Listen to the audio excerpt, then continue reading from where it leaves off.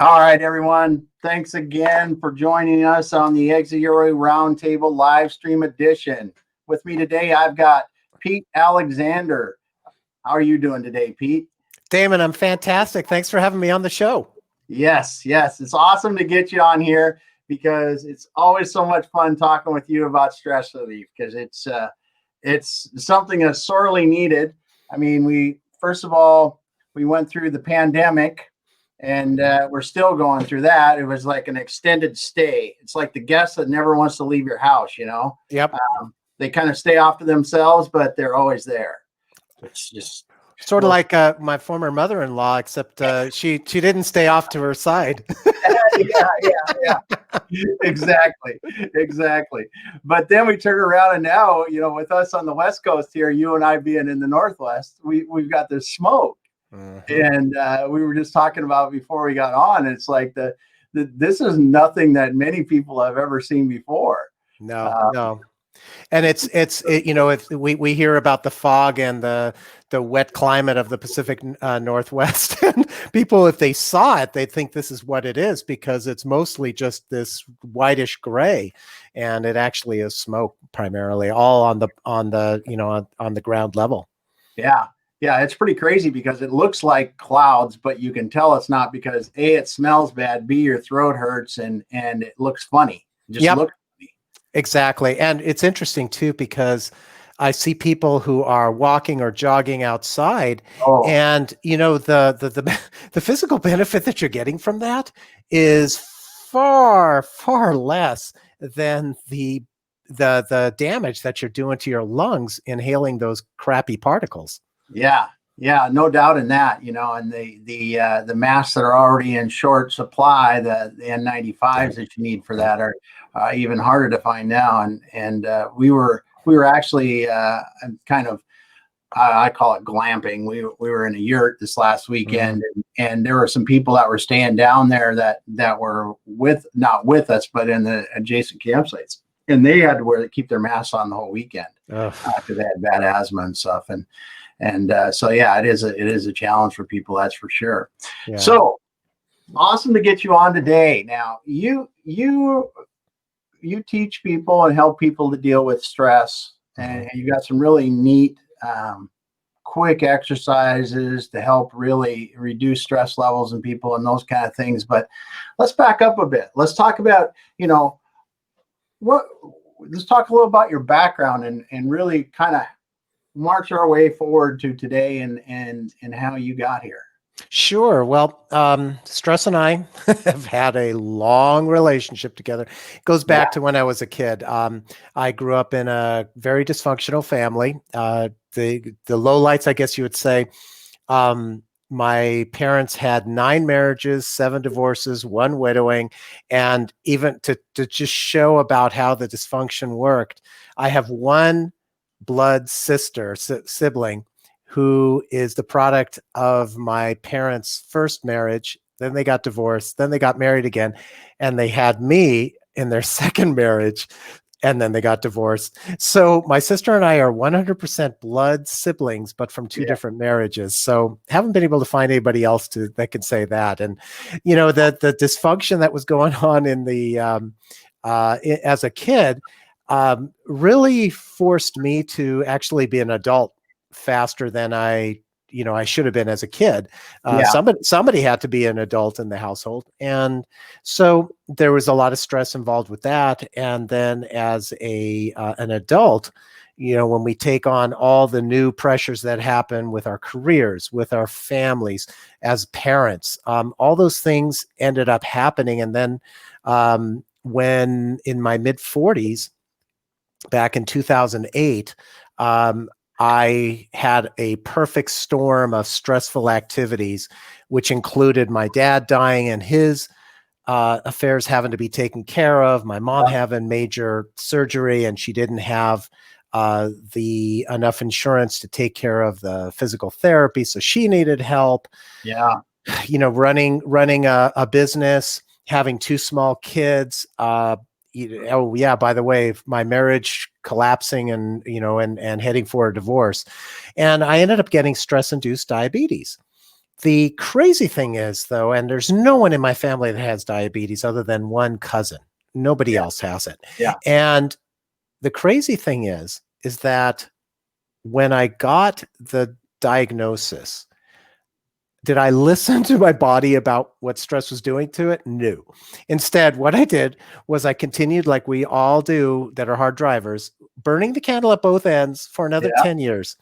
And then I ended up 10 years later in the emergency room, 1 hour from being comatose with a severe case of diabetic ketoacidosis, which you know what that is. But for anyone tuning in, that basically meant my body was eating itself alive because of my stress.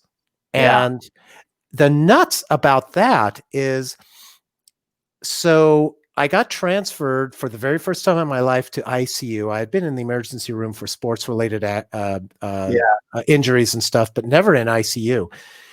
And I had to have an extended stay in ICU to recover. Shoot. And on my second day in ICU, I remember at about 6 a.m., I get a text from, I was working for a med device company. And my boss at the time texts me and says, "You have a webinar you need to run at 8 o'clock. What are you going to do about it?" And all of a sudden, I grab my phone and I start trying to reschedule this thing. And the nurse that was taking care of me at that time, she comes over and they were taking my blood sugars every half an hour.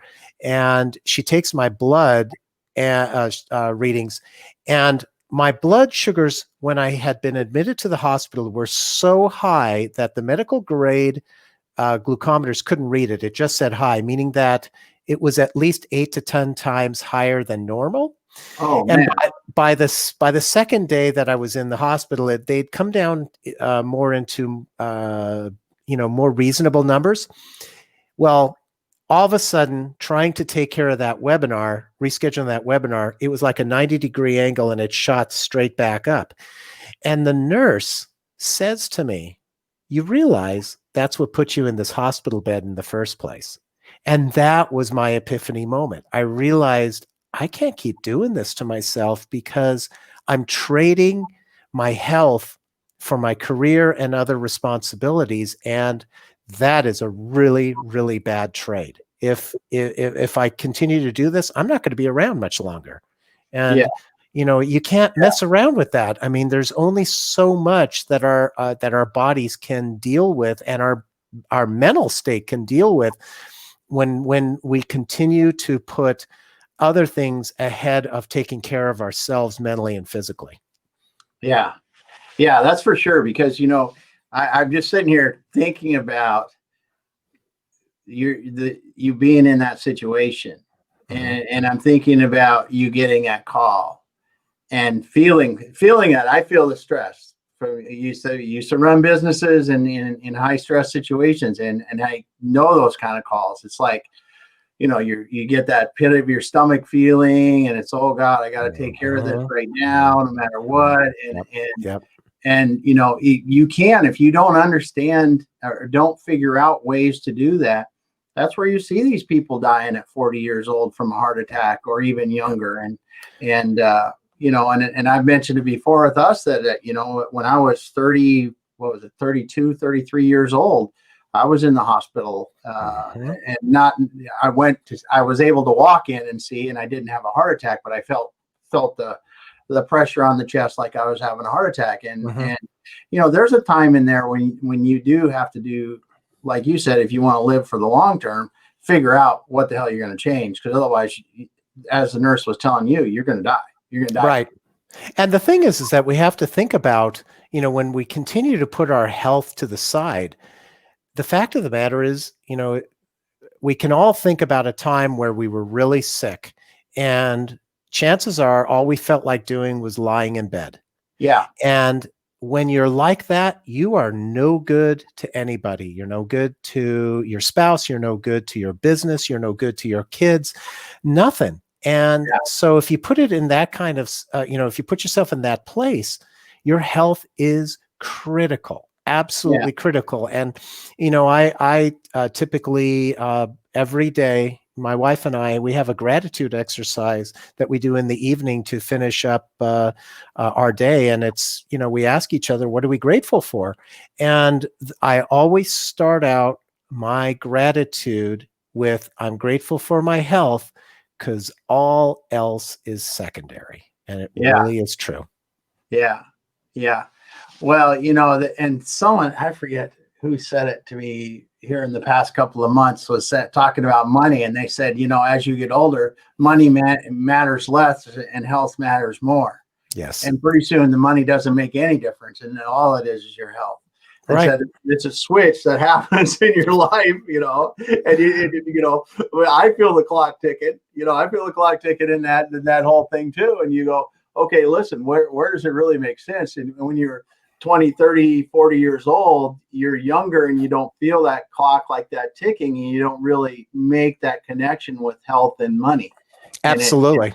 And I think that's, the hard drivers, as you said, we're in it to make the money and to provide, or whatever our objectives are there for doing that. But we are really trading our health for that money in a lot of situations. Absolutely. Early in my career, I worked for a company that would align a person's or an employee's personal values with their current position, with the intent that if you align personal values with what the responsibilities of the role is, the employee will be happier, more productive, more loyal, etc.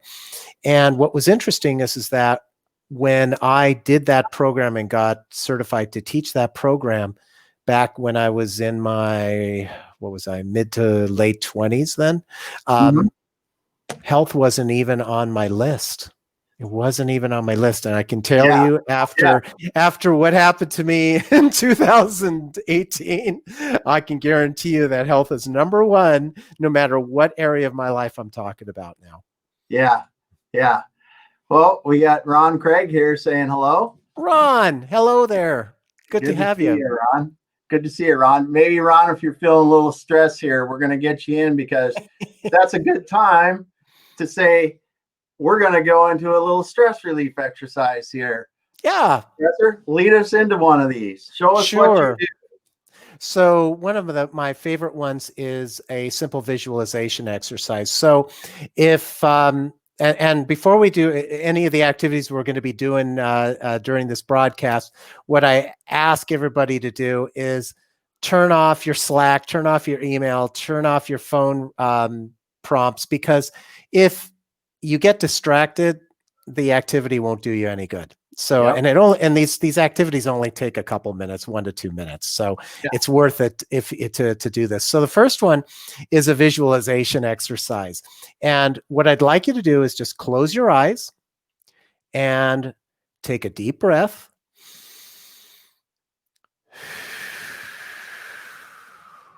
And I want you to think about a place that you like to go to relax.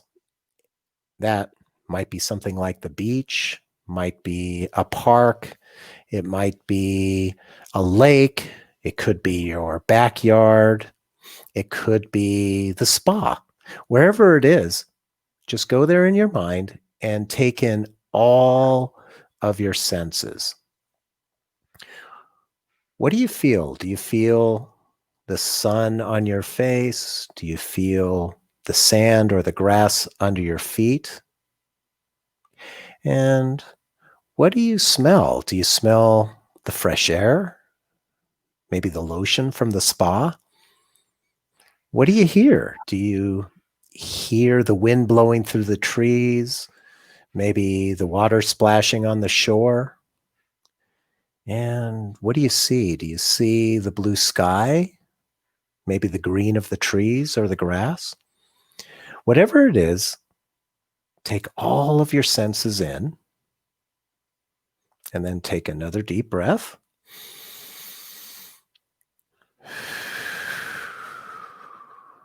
And open your eyes.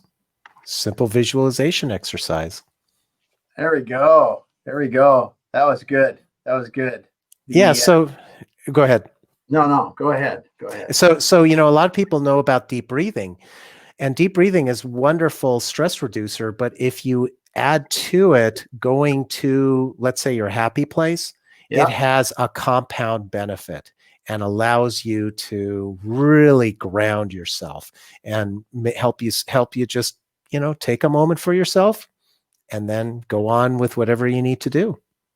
Yeah. Yeah. That's great. That's great. It's amazing. So what were we in that? All of, maybe 2 minutes. Not even, just a little over a minute. Yeah.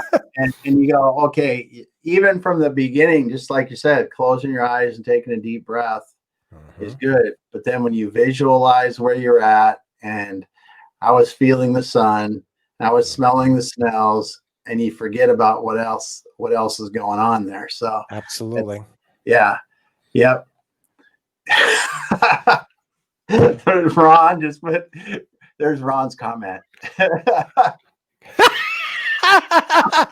That's okay. So I hope, Ron, that you're not saying, okay, that when I said, what do you smell? I hope you don't smell the trash. Yeah. Yeah. Don't forget to take out the trash tonight. Oh my goodness. That's great. That's great. Well, we got Joseph Stepke stopped by too. Hello, Joseph, Joe. Joseph, I just got to tell you that when we were doing the visualization techniques, and I think you may have seen Pete do before, this was what Ron heard. I'm putting it up there again. Don't forget to take out the trash tonight. I think that's awesome. That's awesome. So that's good, good fun. But that is, I mean, this is practical. I mean, these exercises are practical. These are sitting at your desk. You just got slammed with something that came up unexpectedly, and you're like, okay, I got to bring myself back down to a reasonable level here, and then move on with my day. This is really helpful. So, yeah, because the thing about that, and I'm glad you brought it up, Damon, it's all about our mindset, because what we have to realize is that most of our stress these days is mental stress. yeah. But what a lot of people don't realize is that most of our mental stress is self-induced. We do it to ourselves. So we might think that, oh my God, my boss did this, or oh my God, my wife, spouse, kid, whoever did that. Well, it's all about our reaction to it. Yeah. And how we respond to that. And we can choose how we respond and whether or not we're going to stress ourselves out or not. It really is a mindset. Well, and that's so true. And just for people listening, just thinking about things like, oh, I've got something that came up, but I've got to deal with it tomorrow. So how much, myself personally, it's horrible. I have to play that down in my mind. Otherwise, I'll spool myself up for these. They can be fairly significant issues. But the thing is that in my own personal life, and I think a lot of us do this, is that we spool those things up in our mind. And when you come to that and you go through the situations, it's really not that bad. Yeah, it could be a pretty bad situation, but when we double the intensity of it in our mind before we get there, we're running ourselves through all that unnecessary stress. Right. And it's hard not to, but it's very beneficial if you can figure it out going, I know I'm going to be able to take care. I will, hit it as it comes, and we're just going to work through it rather than going, oh my God, what's going to happen? This could be the end, whatever you want to, whatever you can think, and you can think the very worst of it. Absolutely. What you're talking about, most of our self-induced stress has some component of fear in it. Fear is by far and away the most powerful negative emotion. And the fear also stands for, there's an acronym that it stands for, which is fictional evidence appearing real. Yeah. I'll repeat that again, fictional evidence appearing real. And we're doing it to ourselves. We're building this up. And instead, if we take the mindset that something that's coming up, as you say, something that's coming up tomorrow that we're fearful that we're not going to do well, or how are we going to possibly be able to complete it, etc. I love to, ask the question, what would you do if you knew you couldn't fail? Because when you take that question, what would you do if you knew you couldn't fail? It opens up the world of possibilities, because instead of being in this fear mode, you're in this creative mode, and it's very freeing. And Yeah. it's amazing how the energy level within us changes because of that. Yeah. The future is stress. Thinking too much. Yeah. Yep. About what's on your plate. Just think about one thing and leave the plate in the microwave. Yeah. That's Awesome. right. Well, it That's is. awesome. It is. It's kind of like, I also take that as try not to multitask, because it has been clearly shown that multitasking does not work. It actually adds to your stress, because when you've got multiple things on your plate that you're trying to do at the same time, you're far more likely to cause errors in it or mistakes in it. But then when you create those mistakes, guess what? You got to spend more time going back and fixing those mistakes. Yeah. So it is, if whenever possible, it's always better to focus on one thing at a time. Yeah. Yep. I think I want you to come to my house and do a little seminar on multitasking. Because, and I've got someone in my house that thinks that they're a great multitasker, and that's something really to be proud of. And yeah. Well, women are better at it than men, that's for sure. But it's proven with both men and women that it's not as effective as people think. Unfortunately, in a business setting, think about when you're in let's say back in the conference room kind of days before COVID, where you're all sitting around at the table at a group meeting. The people that are sitting there on their laptops and their phone is out, and they're checking all these things while also trying to pay attention to whatever's being talked about in the meeting. They're doing that because they feel like obligated to do that, when in reality, they're doing themselves a disservice by not concentrating on what's going on in the meeting. That's for sure. That's for sure. Yep. It is. It is. And you're right. People think that looking and being super busy, or looking super busy, or showing others that they're super busy is beneficial. But that stress that causes trying to juggle the other balls or whatever you're trying to do is not worth it. And if you can focus in and get one task done, or like Ira likes to say, block scheduling. He's a block scheduling guy, which I think works well. Is you get something done and move to the next thing, and get something done and move to the next thing. Because like you said, the multitasking is proven not to work, and it takes minutes in and minutes out to get done with something and get back into something, and you waste a lot of time doing that. Yeah, it's been actually shown, because you brought that up. Let's say if you have 5 tasks that you got to get done, and you work on all 5, or trying to do all 5 at the same time, what's going to happen is approximately 80% of your time is going to be wasted doing that, winding down from one task, winding up from the other task. And so if you think about that, that means that there's only 20% of your time that's actually focused on those 5 tasks, which guess what means that each individual task gets 4% of your time. So, and the rest of the time is wasted switching from one to the other in your mind. So it's really ridiculous. Yeah, that's for sure. That's for sure. It is interesting. And I know, you see these corporate environments where you come into these meetings, like you said. Let's just step back to that a little bit. I mean, you go into a meeting 10 years ago, and maybe just because I'm old and sentimental, we didn't have the computers that came in with us. We didn't have the cell phones that came in. 20 years, whatever you want to call it. 20 years. Yeah, 20 years for sure. Certain point to where we weren't doing this like we are now, where we've got all the distractions, right? Right. So the one thing that I've seen that helps reduce stress, and it was funny, we were watching a movie here last night at our house called Social Dilemma, and they were talking about, I don't know if you haven't seen it, man, go out. It's on Netflix. It's a good movie. Social Dilemma. It's amazing. It talks about social media, which we're on right here, a ton of it.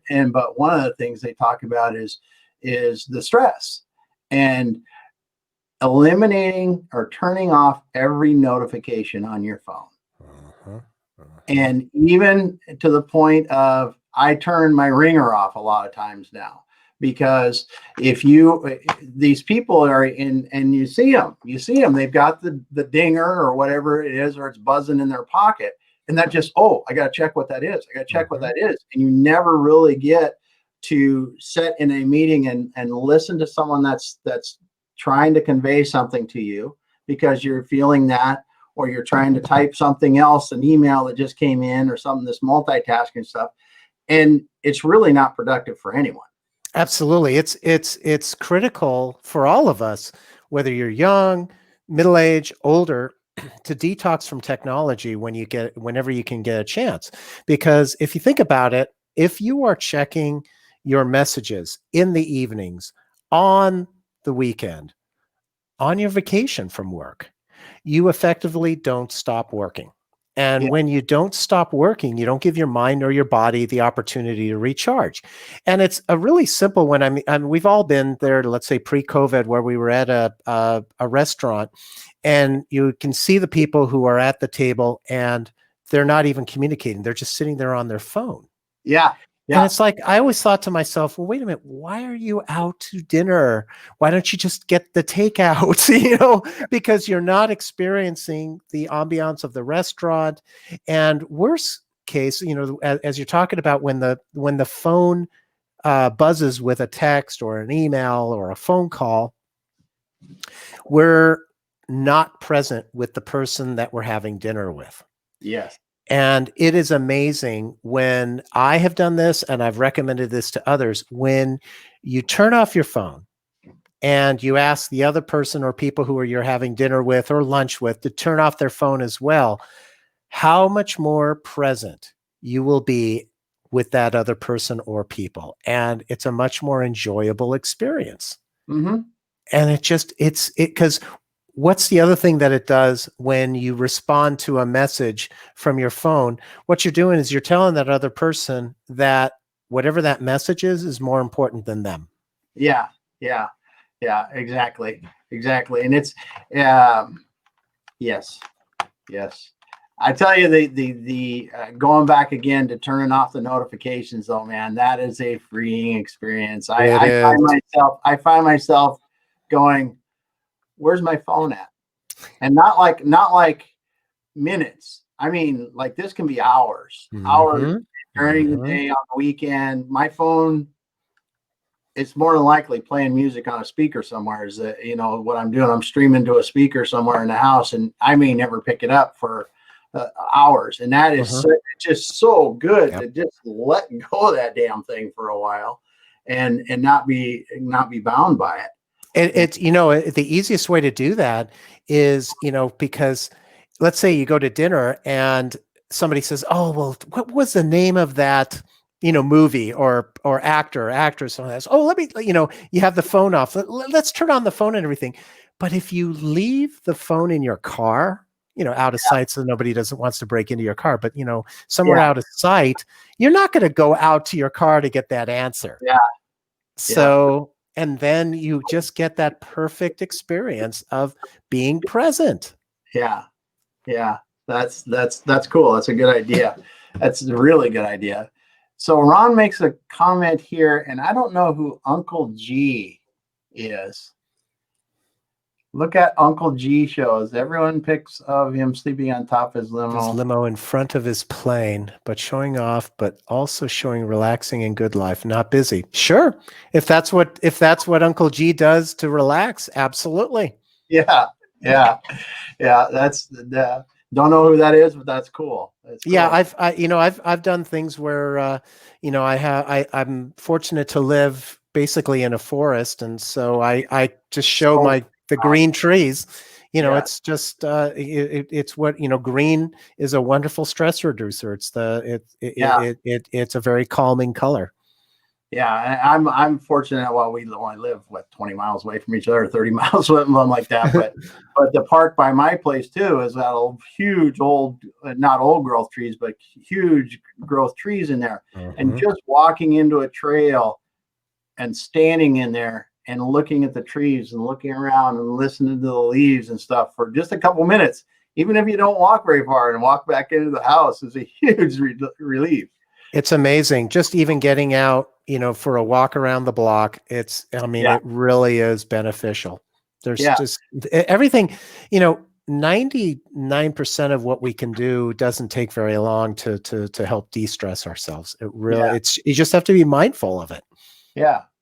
Well, Pete, I think it's a good time. Let's test one of these stress exercises here. Okay. So we talked about this one. This one's a fun one because a lot of people don't realize this. We stress about decisions or the lack of making a decision. So if you're thinking about, oh my gosh, I need to make a decision about this or that, one of the ways that you can really reduce your stress is to tap into your unconscious mind for the right answer. So our conscious mind is 5% of our brain, and it's our inner critic, it's our control freak, etc. But our unconscious, which is the other 95% of our brain, where our memories are stored, our habits are formed, our perception of the world is, that's where real change happens. And we have an ability to tap into our unconscious mind simply by asking yes or no questions. And so what you do is you get out, a simple pendulum, of some sort. So it could be any kind of a jewelry that you have that has some sort of weight on the bottom of it. And what you do is you first calibrate it and you ask it, pendulum, show me yes. And so it's starting to go around right now, back and forth, as you can see this. Yeah. And then I say, I go ahead and I stop it and I say, pendulum, show me no. And it is starting to, it's hard to see it on the camera, but on mine, it's going in a circle. Okay. And so that's no. So sideways is yes, and circle is no. And I can say then a yes or no question that preferably is on asking it a question that has got a time bound. So maybe something like pendulum, should I get a dog this year? And so let's see what it says. And guess what? It's saying no. And I'm not moving. I'm not doing this this is not something where I'm saying, okay, I'm going to move my arm a certain way. What it's doing is it's tapping into what the right answer is for you, what feels right to you. Yeah. So if we all have these situations with friends, with family, simple things like, oh gosh, I got asked to do an activity that I don't want to do. I don't really want to do, but I don't want to say yes or no, but I'm not sure what I should do. You can ask this as long as it's a yes or no question. You can ask the pendulum, and the pendulum will show you what the right answer is for you based on your unconscious, and your unconscious is truly yourself. So it's a fun one to try, and everybody has something in their jewelry box or something at home that they could use as a pendulum for this. Now, I would not use this if you're thinking, oh, should I buy this business? Yes or no? Yeah. Should I buy this house? A huge, you can use it, but I would not, until you get comfortable with the process. I wouldn't utilize it for a big decision. Use it for easier decisions. Where should I go to this place for dinner or get takeout from this place or that place? Those kind of questions to start with, and then as you get more comfortable with it, you can ask it more and more difficult questions. But the bottom line is, when we have a decision that is congruent with our own feelings and who we are, the stress goes down because we make that decision. Well, and that's what I'd say. It kind of rings to me as, whether you realize it or not, when the pendulum is swinging there, your subconscious mind, or I'm not using the right term, but that part of your mind is showing you what the right decision is based on you. Exactly. And that's really cool. And like Ron says here, he could use it to see it. Yes, you could. You can choose to take out the trash tonight or tomorrow. Yeah, But it has to be a yes or no question. If it says no, then don't take the trash out. yep. Or you could say, there you can say, should I ask my wife to do that? I would not go that route, but you may. So, but it is cool. I mean, the exercise is cool. We've done it before. It is really allowing your inner mind to help you decide and make the 5% realize what you really should be doing. Yeah, because it's our conscious that, as I said, is a control freak. So that's what always is trying to control things. But I've had people who say, well, I'm not really in touch, or my unconscious doesn't really do anything for me. And then I say, well, have you ever gotten behind the wheel of a car and driven from point A to point B and had absolutely no recollection of that drive? Yeah. And everybody's done that. Guess what? That's your unconscious driving. Yeah. It's your autopilot, knows exactly what to do. If something happens, it'll respond, putting on the brakes, passing something, whatever it is. But we've all done it. And that is because it's tapping into your memories of how to drive a car, it knows what to do. Yeah. And that's a scary one there, but it's a good thing to really, though, as we back a little bit and get where we are now is we create a lot of this stress. We create a lot of this ourselves. And these little exercises that we're talking about today, and some of the others that you teach, and we'll go into that a little bit more, really kind of stop our brain and allow us to reset. Right. And then move forward again, because as I was talking about a bit ago, we all spool ourselves up and get all anxious, anxiety, whatever you want to call it, to drive that stress all up and just bring it back down again is what I feel your exercises do, and let us proceed on from there. Exactly. And, with this thing, this pandemic that we've been dealing with, as well as, if you think about all the things that have been going on with the riots and with the fires that we talked about, and a lot of people are stressed about the election coming up. Those things are all stressors involved. And one of the things that we should all, from a mindset standpoint, think about is, as humans, when we're faced with a stressful situation, what happens is we tend to stress about all aspects of that situation, both what we can control and what we can't control. Yeah. And the fact of the matter is, it usually works out about 50% of what we're stressing about is not in our control. 50% is within our control. And if we try and do in our mind, or you could even write it down, on a piece of paper, 2 lists: the list of what we can control. So let's take COVID, for example. We can't control the government response to it. We can't control how the economy goes because of it. We can't even control the next person closest to us wearing a mask, right? We have no control over that. Yeah. To stress over that and continue to stress over that is wasted energy that can be so better applied if you think about what you can control, your mindset about what's going on. The fact that you can wear a mask yourself, you can avoid going in certain places where you think that it might be problematic from, an exposure standpoint. Focusing on things that work for you in terms of taking care of yourself. Those are all things that are within your control and things that you can affect change. And if you try and, instead of splitting your mindset 50% on what you can control and 50% on what you can't control, if you just put aside what you can't control and focus as much attention on what you can control and what you can affect change, your stress is going to go way, way down. Because when we feel like we're in control, when we feel like we can affect change, that's when we're true to ourselves and our stress goes down. Yeah.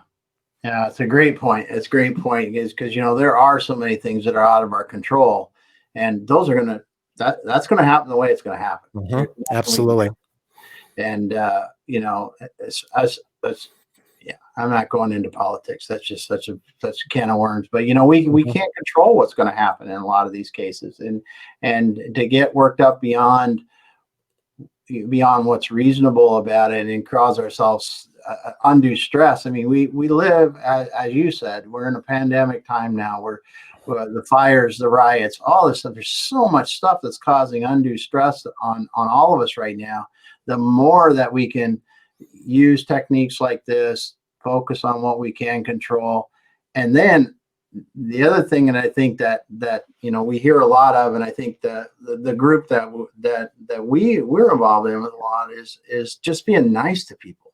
Yes. Hell, just be nice to people. Absolutely. One thing, and on the other side of that is it takes a hell of a lot more energy to get upset at somebody or get into, or just not be nice and all that. And it makes you feel bad. And it's just a lot, even if someone is negative towards you. I mean, if you can just go, okay, I don't understand what situation they're in that has like that, but I don't have to respond negatively. And I don't have to feel the stress from them because you can take that two ways. You can take it as, oh man, it's a personal attack on me, or you can say, well, maybe there's something going on in their life that is causing them to have a really tough situation, much more than I am. And okay, whatever, get in. Well, and it used to be when there was traffic in Seattle, the whole thing was honking horns at everybody. And it's like, all right, if you're in that big a hurry, otherwise you can get really angry and we can get into a road rage incident and somebody can shoot somebody, or we can just say, if you really need to go there, go there and have a good time with it, And that's so much easier. You just those two things that I was just talking about. I get stressful thinking about the road rage thing, and I think about the other one. It's like, yeah, go ahead. There's no stress in that, Exactly. Yeah, it's all mindset. It's all mindset. Yeah. So there's a lot of things we can do, and it's it's so good talking with you because you exude this. I don't know if you realize that, but this calm that you have and your voice, the tone of your voice and everything, it really helps people. It helps me, I know, being around you. And one of the things that you do that's pretty amazing is your Winning at Business and Life podcast. I mean, how many episodes have you done on that thing now? Well, let's see. I just published today the 155th episode. Yeah. So it's and I've got to meet a lot of great people. It's fun, and that they basically come on, they shine for 7 minutes and share something business insight that they have that others of us can learn from. It's great. Yeah, it's quite a podcast. So if people aren't listening to the Winning at Business and Life podcast, it's on LinkedIn, and are you on YouTube with that as well, or just LinkedIn? I am. YouTube, Apple Podcasts, so it's Android. Yeah, so it's pretty well distributed, and so it's a good. We had this morning's one that I published. It was Sherry Fink, who's the president of Whimsical World Children's Books, and she's got a great business and talks about what she finds about being able to set boundaries. And that's a wonderful stress reliever, actually, because when we learn to say no to things, we open up the door to say yes to things we prefer to do. Yeah, that is a great lesson right there. It is definitely learning to say no. There's some yeses you have to obviously do, but there's some that we do out of habit or out of whatever that's not healthy for us. But that's a good point. It is. That's a good point. So to take us out of here, we got a few more minutes to go, but I'd like to do one more exercise before we go so we can come out of this thing ready to go. Sure. Let's do one more exercise, Pete. Okay. So we've all been there where we either are worried about, let's say, a presentation and we're about to go on stage or on Zoom or wherever it happens to be, or we have to have that difficult conversation with someone. and and either way, we're getting anxious about it and we're getting stressed out. So what I like to do for that activity is I like to use a technique called Hakalau, which is a light meditation that comes from the Hawaiian culture, and it's suited for calming you before a stressful event. And what you do is you simply pick a spot on the wall, wherever you are, that's a stationary spot. And what you do is, you start focusing on it, preferably something that's above eye level. If you're sitting or standing, something that's above eye level. And as you stare at that spot, you just let your mind go loose and you focus all of your attention on that spot. And notice that within a matter of moments, your vision begins to spread out and you see more in the peripheral than you do in the central part of your vision. Yeah. And now pay attention to the peripheral. In fact, pay more attention to the peripheral than the central part of your vision.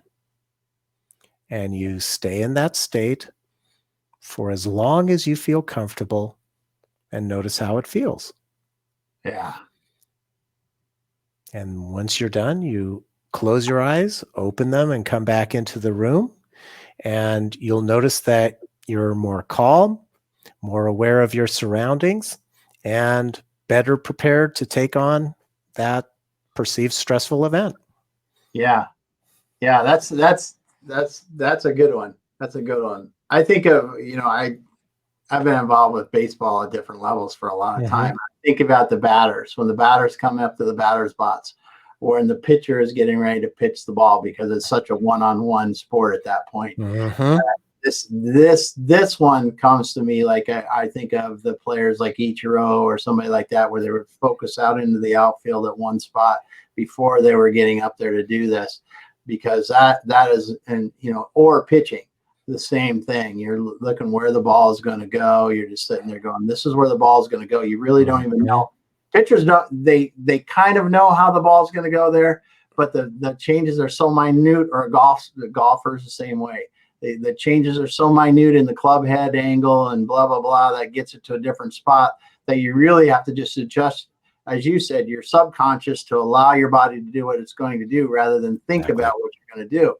And I think this exercise is something that would really help in those situations. I think so too. And you're right. It's our conscious mind that, is in the protection mode of thinking, oh, don't screw up. Don't screw up. Yeah. What happens when you start thinking, don't screw up? What's going to happen? Yeah. You screw up. That probably happens. Exactly. So, well, it's funny, as we were talking a while ago here about the undue stress and spooling yourself up on making things bigger than they really are, and issues and the stress that causes. But I didn't mention it then, but the self-fulfilling prophecy part of our lives is huge in these things, and we really, the calming effect, at least get your mind neutral about it, rather than I'm not going to ever make it through this situation, or on the other hand, I can't fail at it. But at least it gets you from the self-fulfilling prophecy to the negative, hopefully, by doing that stuff.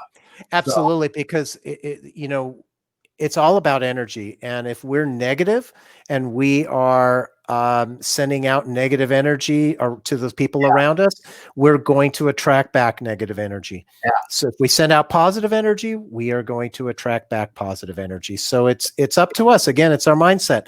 What do we want in our lives? Do we want the negative? Do we want the positive? Your choice. That's for sure. That's for sure. Well, Ron's got one more comment here that makes us think is. Oh, good deal. So he must have liked Hakalau. His mind is loose. That's good. That's good. So basically, when Ron hits the cybersecurity issue and stuff, he's got to look at a stationary spot and focus on his peripheral vision before taking on that cybersecurity issue. And he'll be ready to go. That's right. But yeah, it's these exercises, and I've always been amazed at them, are so easy for people to do. And we were talking about a little bit more. You're planning on allowing people to do this at a easy way to do this by doing some things online, right? Can you explain a little bit about that before we get out of here? Yeah, I'm currently working on a online platform where it's going to be actually reducing your stress in 1 to 2 minutes a day through gamification. So in other words, you'll be able to try out, just something and basically score yourself on this, and you'll be competing against other people who are doing it for fun, but with the bottom line of creating a habit over 30 days where you're able to reduce your stress, because that's the key. The reason I have all these techniques that take 1 to 2 minutes at a time is because, we're so, time starved in many cases. And if you focus on like one activity a day that becomes a habit over time, 1 to 2 minutes of stress relief every day will have an enormous benefit over time for you. It truly will, but you got to get started. And that's the intent of what I'm working on. Yeah, that'll be awesome. That'll be awesome. So if people want to reach out to you, I know they can reach out to you on LinkedIn. It's Professor Pete Alexander on LinkedIn. Correct. And then your website is PeteAlexander.com. PeteAlexander.com. And they should be checking out the Winning at Business and Life podcast. That's another thing they should be doing. And you're going to be coming out with your online gamified stress reduction, daily stress reduction stuff. Man, that's gonna be awesome. I'm waiting for that. I'm excited. Yeah. So it should be fun. It's the platform's tailor-made for these techniques. Oh, great. Well, with us today, we got Pete Alexander, stress relief coach. Awesome dude. Connect with him on LinkedIn, and just thanks a lot for being here, Pete. Damon, thank you so much. It's been a pleasure and an honor as always to be in your network and to be your friend. And thanks everybody for listening in, Ron, Joe, and everybody else. Yeah. Thanks a lot, guys. We'll be back. All right.